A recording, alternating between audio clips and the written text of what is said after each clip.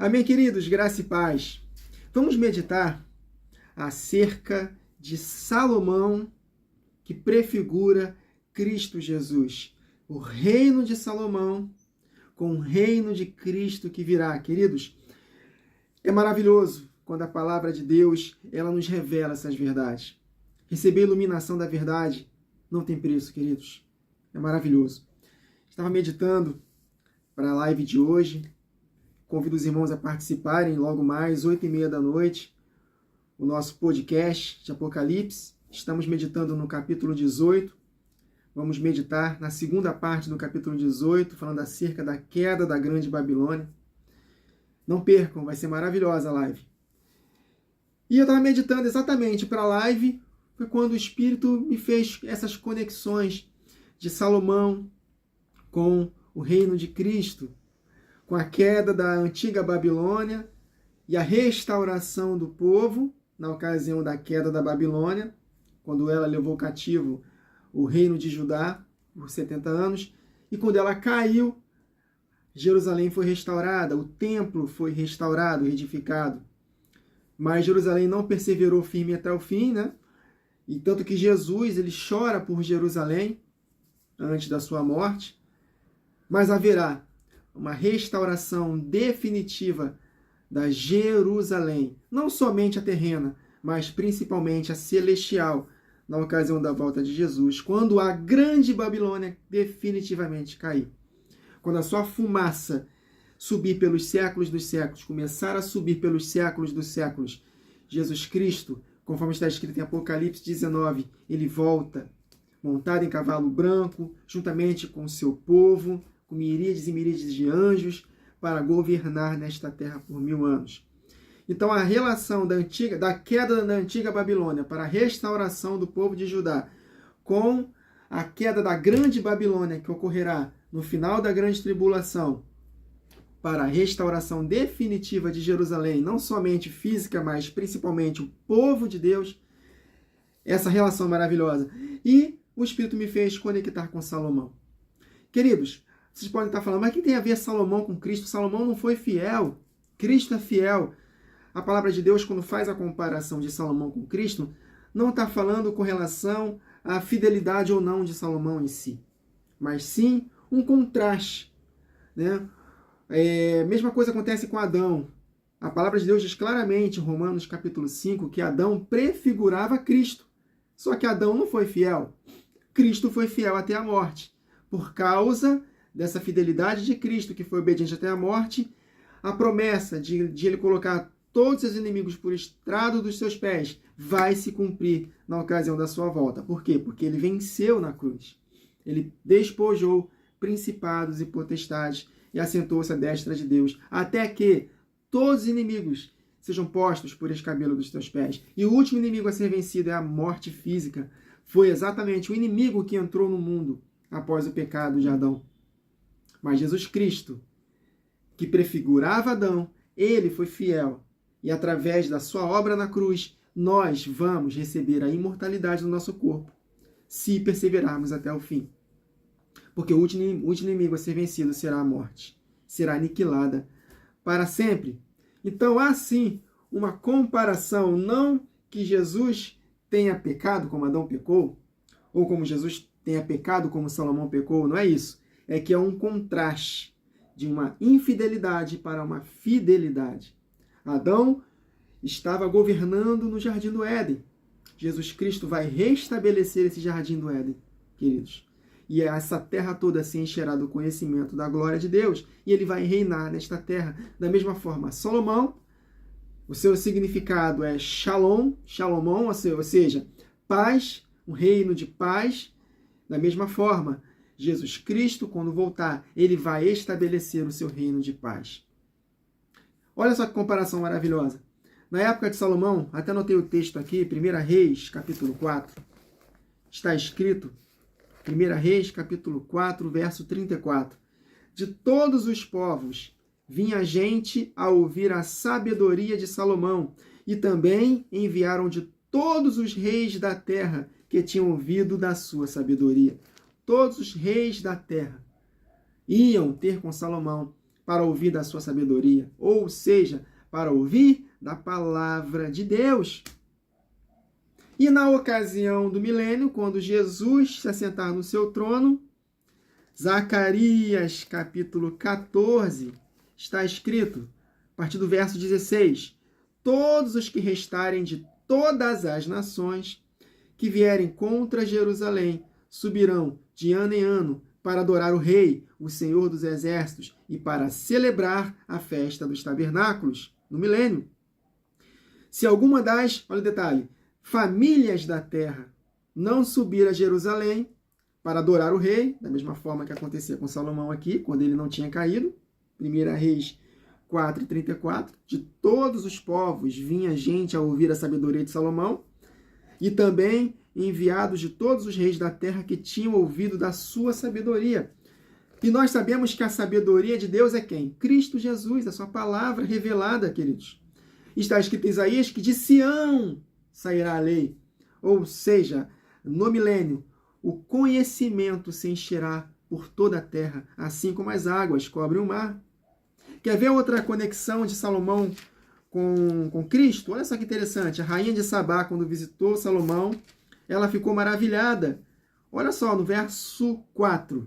Vendo, pois, a rainha de Sabá toda a sabedoria de Salomão e a casa que edificara, olha aí, a casa do Senhor está sendo construída, queridos.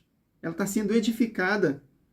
E quando terminar a edificação, virá a última semana, e aí aqueles que perseverarem até o fim, seja dando suas vidas na ocasião da grande tribulação, ou perseverando até o fim no deserto, essa casa, ela de fato será revestida de imortalidade, que o apóstolo Paulo em 1 Coríntios 15 escreveu que carne e sangue não herdarão esse reino, ou seja, falando acerca da igreja que será glorificada, nem a corrupção herdará a incorrupção. Então essa casa será edificada, que é a igreja do Senhor Jesus, gloriosa, triunfante com ele. Então, vendo, pois, a rainha de Sabá, que é uma figura das nações que restarão, olha só que interessante, né? De povos que não terão seus corpos glorificados, mas que adentrarão o milênio por não aceitarem a marca da besta, por ajudarem os santos na primeira metade da última semana, né? Aquela passagem de Mateus 25, vinde benditos de meu Pai, possuí por herança o reino que vos está preparado desde a fundação do mundo, não está falando para a igreja, está falando para as nações que restarão.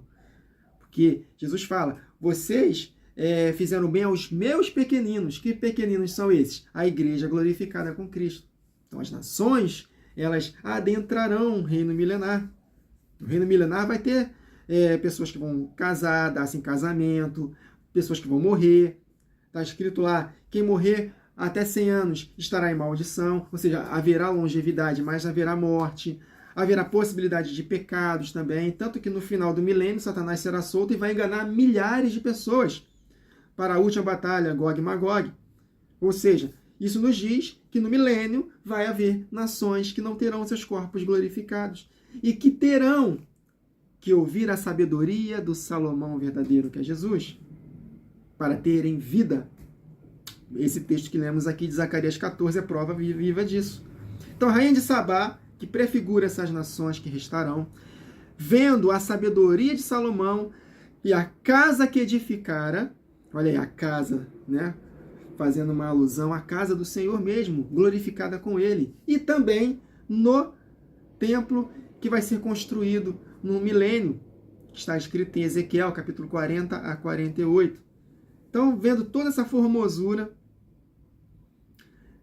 e a comida da sua mesa, olha só, a comida, olha aí, as bodas do Cordeiro, o banquete maravilhoso, queridos, que vamos participar no milênio.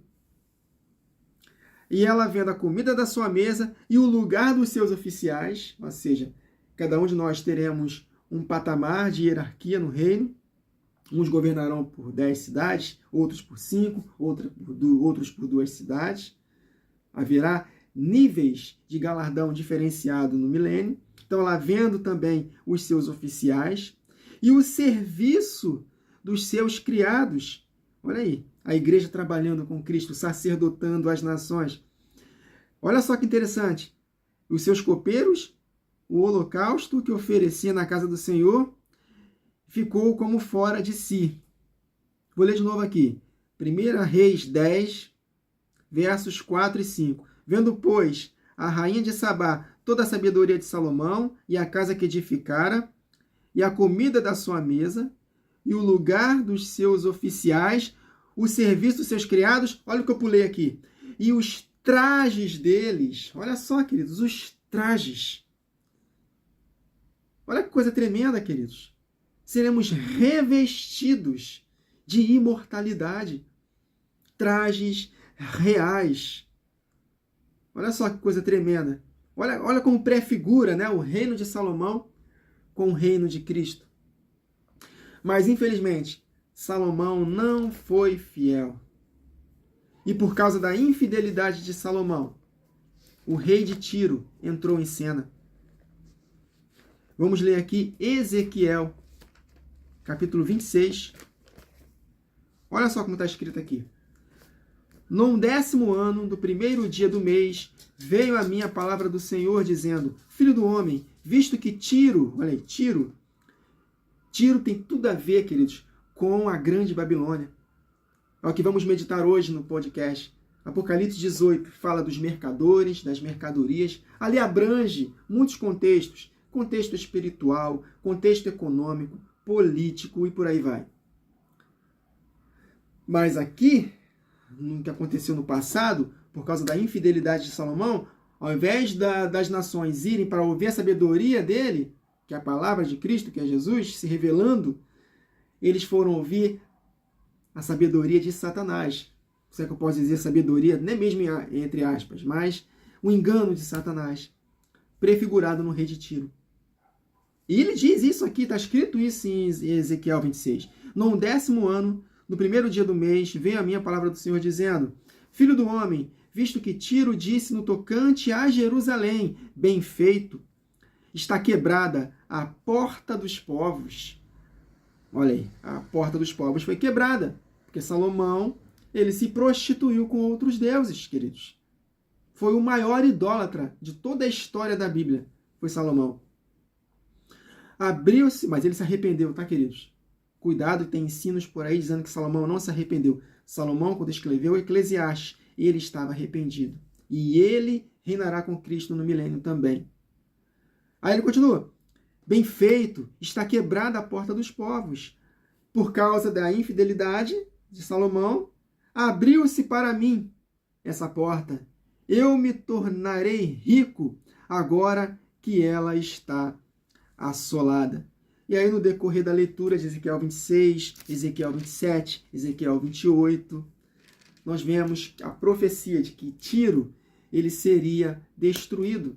Não só historicamente, mas como Apocalipse nos remete ao rei de Tiro no tocante a comércio de suas mercadorias, então essa profecia, ao mesmo tempo, ele é profético para o tempo do fim. Quando, de fato, quando o anticristo tomar conta dessa grande Babilônia, colocar a grande Babilônia fora do seu lugar, pisar, destruir a Babilônia, para poder possuir todos os reinos, e aí sim, no final da grande tribulação, quando a grande Babilônia ser totalmente destruída por Jesus Cristo, através do envio das 7 taças da ira de Deus, e a ira definitiva, né? Então, quando tudo isso acontecer, queridos, aí sim, a igreja será restaurada. Jerusalém será restaurada.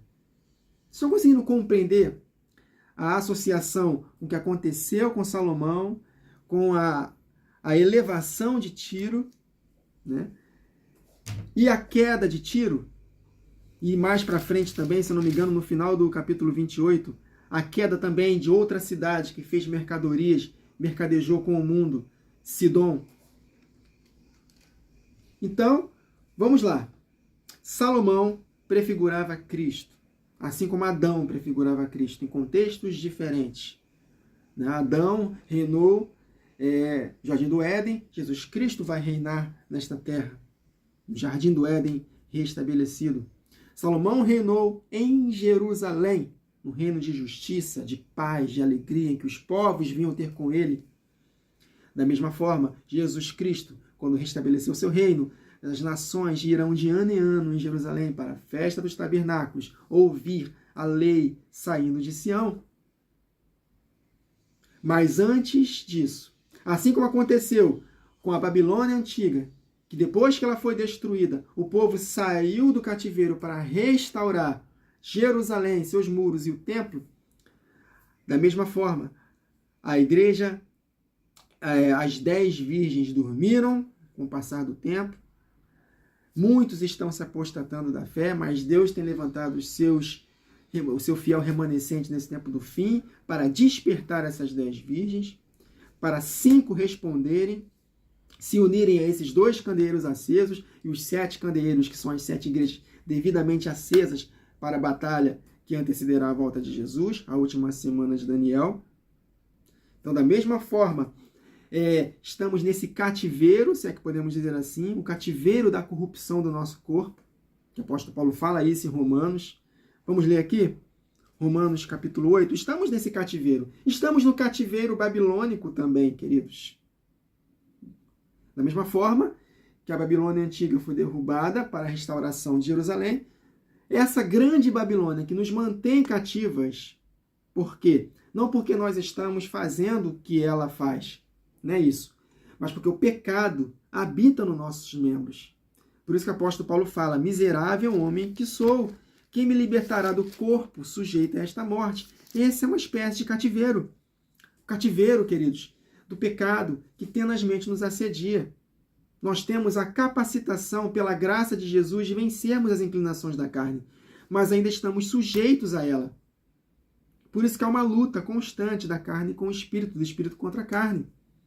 E se nós vencermos essa luta com Cristo Jesus, fazendo nosso deverzinho de casa, meditando na palavra, orando em todo o tempo, aí nós vamos alcançar a gloriosa liberdade dos filhos de Deus. Romanos 8:18. Porque para mim tenho por certo que as aflições do tempo presente não podem ser comparados com a glória que há de ser revelada em nós. Coloque em mente o cativeiro da Babilônia. Quando a Babilônia antiga caiu, o povo foi restaurado. E quando a grande Babilônia cair definitivamente, nós seremos restaurados para a nossa Jerusalém. A Jerusalém que Cristo vai voltar, vai reinar de Jerusalém para todas as nações, e nós teremos a gloriosa liberdade, ou seja, livres da sedução do pecado, livres da possibilidade de pecar, livres dessa luta contra o pecado, e teremos a imortalidade do nosso corpo, queridos. Ele continua: a ardente expectativa da criação aguarda a revelação dos filhos de Deus. Da mesma forma que a rainha de Sabá, que prefigurava as nações, ficou perplexa, então as nações, queridos, elas aguardam essa gloriosa liberdade que Salomão perdeu, mas Cristo vai restaurar. Então essas nações que vão ouvir da sabedoria de Cristo, o verdadeiro Salomão, ela não vê a hora dessa liberdade para ouvir a lei do Senhor e se encher do conhecimento de Deus. Imagina, queridos, 1000 anos de ensino, sem deturpação, sem engano. 1000 anos de um ensino perfeito da palavra de Deus. Olha que coisa tremenda. Então a criação aguarda, queridos, com grande expectativa, a manifestação dos filhos de Deus, pois ela está sujeita à vaidade, não voluntariamente, mas por causa daquele que a sujeitou, na esperança de que a própria criação será redimida do cativeiro da corrupção para a liberdade da glória dos filhos de Deus. Porque sabemos que toda a criação a um só tempo geme e suporta angústias até agora. A criação deseja conhecer, queridos, sobre Cristo. E como ouvirão se não há quem pregue? Verso 23. E não somente ela, mas também nós. Ou seja, há uma diferença entre a criação e nós. Entre as nações que restarão e nós, queridos, que somos os sacerdotes. Mas nós também gememos. Então, não somente ela, mas também nós, que temos as primícias do Espírito, igualmente gememos em nosso íntimo, aguardando a adoção de filhos, ou seja, a redenção do nosso corpo. Porque nessa esperança fomos salvos. Ora, a esperança que se vê não é esperança, pois o que alguém vê, como espera? Mas se esperamos o que não vemos, com paciência o aguardamos, queridos. Então a grande Babilônia vai cair. Esse sistema que está dominando este mundo vai cair. Sistema político, econômico, sistema religioso, espiritual, tudo isso vai cair, queridos. Essa grande Babilônia vai ruir. E quando essa grande Babilônia ruir, nós seremos vitoriosos. E a verdadeira Jerusalém, a Jerusalém que somos nós, vamos descer com Cristo para reinar nesta Jerusalém terrena, que será restaurada. A Jerusalém da terra será restaurada, queridos. Ela não será aniquilada, ela será restaurada. Porque nós reinaremos com Cristo de Jerusalém para todas as nações. E todas as nações, todos os anos, irão para a festa dos tabernáculos ouvir a lei do Senhor. Aleluia! Então, para finalizarmos essa comparação maravilhosa de Salomão com Cristo, da queda da antiga Babilônia para a queda dessa Babilônia atual e da futura, que vai ser o governo do anticristo, para a restauração desse cativeiro que nós estamos. Nós estamos hoje no cativeiro babilônico. Mas quando esse cativeiro acabar, nós retornaremos com Cristo para reinar nesta terra por 1000 anos e nunca mais esse reino será substituído por outro. Então, finalizando, Apocalipse 19. Depois destas coisas, ouvi no céu como grande voz de numerosa multidão, dizendo: Aleluia! A salvação e a glória e o poder são do nosso Deus. Porquanto verdadeiros e justos são os seus juízos, pois julgou a grande meretriz, a grande Babilônia, que corrompia a terra com a sua prostituição, e das mãos dela vingou o sangue dos seus servos. Segunda vez disseram: Aleluia! E a sua fumaça sobe pelos séculos dos séculos. A fumaça do lago de fogo, Satanás. E antes disso, antes do milênio, a besta e o falso profeta, ou seja, o anticristo e todos os seus súditos que usaram a marca, que morreram na batalha, que estiveram vivos na batalha do Armagedon, serão julgados no tribunal de Cristo e lançados no lago de fogo. E no final do milênio, no julgamento do trono branco, todos que morreram na batalha do Armagedon, todos que foram infiéis desde o início do mundo até o final, serão julgados de acordo com as suas obras e lançados no lago de fogo, juntamente com Satanás e todos os seus anjos. E a fumaça subirá pelos séculos dos séculos, para sempre. E os 24 anciãos, os 4 seres viventes, prostraram-se e adoraram a Deus, que se acha sentado no trono, dizendo: Amém, aleluia. Saiu uma voz do trono, exclamando: Dai louvores ao nosso Deus, todos os seus servos, os que temeis, os pequenos e grandes. Então ouvi uma voz como de numerosa multidão, como de muitas águas, e como de fortes trovões, dizendo: Aleluia, pois reina o Senhor, o verdadeiro Salomão. O Senhor que é mais sábio que Salomão, e a sua igreja com ele, mais sábio que Salomão. Olha só, pois reina o Senhor, nosso Deus Todo-Poderoso. Alegremo-nos e exultemo-nos, e demo-lhes glória, porque são chegadas as bodas do Cordeiro, cuja esposa a si mesma já se ataviou. E no verso 11, viu o céu aberto, e eis um cavalo branco. O seu cavaleiro se chama Fiel e Verdadeiro, e julga e peleja com justiça. Os seus olhos são chama de fogo. Na sua cabeça há muitos diademas. Tem um nome escrito que ninguém conhece, senão ele mesmo. Está vestido com um manto tinto de sangue. Ou seja, porque ele vai destruir a grande Babilônia e vai matar muitos dos seus súditos. Vinde, comei carnes de reis. Olha aí. Então o lagar da ira de Deus vai ser forte sobre a grande Babilônia e vai haver muita matança, queridos. Por isso que o teu manto, o manto de Jesus, estará como tinto de sangue, por causa da matança que vai haver na ocasião da sua volta. E seguiam-nos exércitos que há no céu, montados em cavalos brancos, queridos. Olha aí. Com vestiduras de linho finíssimo. Olha aí. As vestes que a rainha de Sabá se encantou quando viu os servos de Salomão, os súditos do reinado de Salomão, com trajes maravilhosas. Olha aí, queridos. Olha as conexões. O banquete, olha aí, as bodas do Cordeiro, a sabedoria que virá dos lábios do Senhor Jesus e dos seus santos, queridos, que nós vamos sacerdotar as nações. Sai de sua boca uma espada afiada, para com ela ferir as nações. Olha aí, queridos. Na ocasião da sua volta, Grande Babilônia está envolvida nessas nações que serão feridas. A Grande Babilônia são todas as nações que se corromperam, que não amaram a palavra de Deus, mas se deleitaram na injustiça.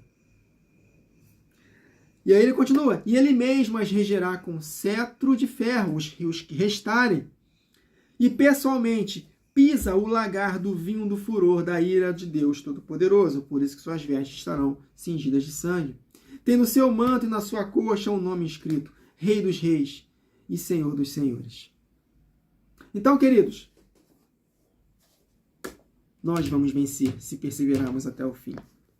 Nós precisamos, desde já, não permitirmos sermos seduzidos pela fascinação das riquezas, queridos. Então, que nós possamos nos preparar para o tempo que virá. Porque a Babilônia, uma das características da Grande Babilônia, é nos seduzir com as suas riquezas, materiais mesmo. Por isso que o apóstolo Paulo, em 1 Timóteo 6, fala que os que querem ficar ricos vão cair em ciladas, vão sofrer. Por quê? Porque vão usar a marca da besta. Porque quem ama o dinheiro vai usar a marca. E a marca da besta, ela tem um cunho de finanças, queridos. Porque só vai poder comprar e vender quem usar a marca. Então, quem amar o dinheiro vai passar por esses males. 1 Timóteo 6 e 10, porque o amor do dinheiro é a raiz de todos os males. E alguns nessa cobiça se desviaram da fé. Olha aí, serão apóstatas, vão usar a marca. E assim mesmo se atormentaram com muitas dores. Tu, porém, homem de Deus, verso 11, foge destas coisas. Não é exatamente isso que Apocalipse 18 diz? Fuja de tudo isso. Sai dela, povo meu. Então, um dos contextos de sair da Grande Babilônia é fugir de querer ser rico. É fugir da teologia da prosperidade, que é um mensageiro de Satanás, que está nos marcando aos poucos para que nós amemos as coisas deste mundo. E no dia do vamos ver, e aí nós vamos aceitar a marca. Por quê? Porque nós amamos o dinheiro. Nós amamos as coisas desta vida. Mas não foi o que Jesus falou? Quem amar a sua vida vai perder. Mas quem aborrecer a sua vida por amor de mim, vai ganhá-la para a eternidade. Amém, queridos? Então temos uma promessa do nosso verdadeiro Salomão assumir esta terra. Mas antes, a Babilônia vai ter que cair. Tiro vai ter que cair. Tiro, que tomou posse por causa da infidelidade do primeiro Salomão, ele vai ter que cair. E aqueles que perseverarem até o fim serão salvos. E nós vamos comer carnes desses reis, desses comerciantes. Com Cristo Jesus nós vamos vencer na batalha do Armagedon. E aí sim, quando Tiro cair, o verdadeiro Salomão vai reinar nesta terra por 1000 anos. Quando a Babilônia cair, a Grande Babilônia cair, nós seremos restaurados. Jerusalém será restaurada. Seus muros, olha aí, queridos, serão restaurados. E a glória do templo do Senhor Jesus será maior do que a primeira glória. A glória da última casa será maior do que a primeira. A glória da liberdade dos filhos de Deus, do templo. Olha só, vamos finalizar aqui, por falar em templo, né? Está falando acerca da igreja glorificada, queridos. A igreja está sendo edificada nesse edifício. O fundamento é Cristo e a sua palavra. E aí nós estamos sendo construídos nesse fundamento. O edifício está crescendo. Olha só, com relação à Grande Babilônia, só para finalizarmos. 2 Coríntios capítulo 6, verso 14. Nós conhecemos esse texto. Não vos ponhais em julgo desigual com os incrédulos, Porquanto, que sociedade pode haver entre a justiça e a iniquidade? Ou que comunhão da luz com as trevas? Que harmonia entre Cristo e o maligno? Ou que união do crente com o incrédulo? Olha o detalhe, que ligação há entre o santuário de Deus, que somos nós, e os ídolos? Porque nós somos santuário do Deus vivente, como ele próprio disse, habitarei e andarei entre eles. Queridos, promessa para o milênio, ele vai habitar conosco e andará conosco nesta terra. Aleluia! Isso anima meu coração, queridos. O milênio anima e alegra o meu coração. Esse é o reino de Deus, que reinaremos em vida com Cristo. Habitarei e andarei entre eles, e serei o seu Deus, e eles serão o meu povo. E aí, é um outro aspecto de sair da grande Babilônia. Por isso, retirai-vos do meio deles, separai-vos, ou seja, sai dela, povo meu. Porque nós não podemos nos associar com um jugo desigual. Nós não somos adúlteros e adúlteras, como Tiago, capítulo 4, verso 4, está escrito disso, falando sobre isso. Adúlteros e adúlteras. Não sabeis que a amizade do mundo é inimizade contra Deus? Então nós temos que nos retirar desse domínio do pecado, queridos. Nos santificar. Então, retirai-vos do meio deles.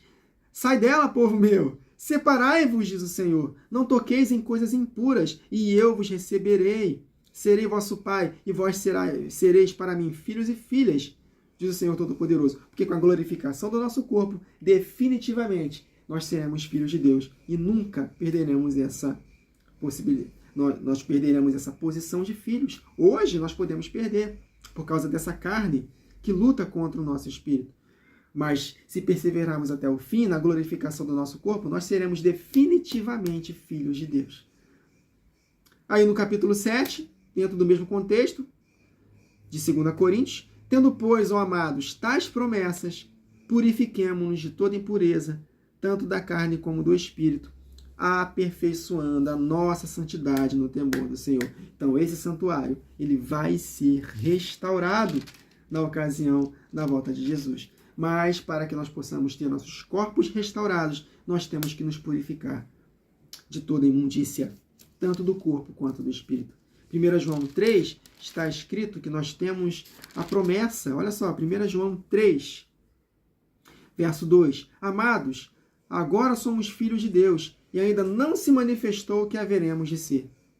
Saberemos que quando ele se manifestar, na ocasião da sua volta, seremos semelhantes a ele, porque o haveremos de vê-lo como ele é. Tá vendo? Como se conecta com Hebreus 12, 14. Sem santificação ninguém verá o Senhor como ele é, com os corpos glorificados. E a si mesmo se purifica todo o que nele tem esta esperança, assim como ele é puro. Então, se quisermos de fato sermos santuários definitivos de Deus, filhos definitivos de Deus, caminhar com o Senhor Jesus nesta terra, nós devemos nos separar do pecado, nos separar do amor ao dinheiro. Amém, queridos? Então é a palavra de Deus, nos orientando, nos ensinando, nos preparando para os tempos que virão. Se quisermos vencer a grande Babilônia, nós temos que sair dela, para não sermos cúmplices dos seus flagelos. Então, a teologia da prosperidade não nos prepara, pelo contrário, está nos marcando aos poucos para que aceitemos a marca da besta, porque amamos o dinheiro. O relativismo nas igrejas, que Deus ama a todos, não importa o que nós façamos, Deus nos ama.